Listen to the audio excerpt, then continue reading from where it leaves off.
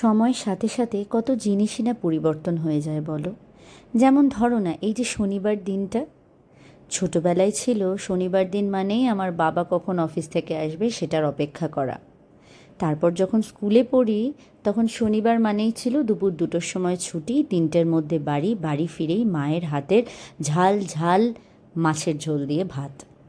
তারপরে college life, কলেজে আমার অবশ্য শনিবার দিনটা ছুটিই থাকতো, সেই জন্য শনিবার দিনটা থাকতো আমাদের আউটিংয়ের একটা ডে, কলেজের বন্ধুদের সাথেই, কখনো নন্দন ঘুরতে যাওয়া তো কখনো সিনেমা দেখতে যাওয়া। আর এখন বিয়ের পরে শনিবারটা আমার ভীষণ আলসেমিতেই কাটে।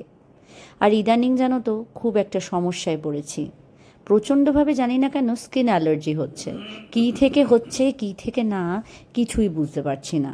ডক্টরের সাথে কনসাল্ট করে ডক্টর আমাকে একটা ছোট একটা টেস্ট করতে দিলেন অ্যালার্জির, সেটাই এর মধ্যে করিয়ে নেব, আশা করছি ঠিক হয়ে যাব। তবে শনিবার দিন ছোট থেকে বড় অবধি একটা জিনিস কিন্তু ম্যান্ডেটারি রয়েই গেছে, সেটা হলো আমার ফুচকা খাওয়া। ছোটোবেলাতেও অন্যান্য দিন খেলেও শনিবার দিন আমাকে খেতেই হবে ফুচকা, আর এখনও কিন্তু তাই। কিছু কিছু জিনিস যেন অপরিবর্তিত, তাই না বলো?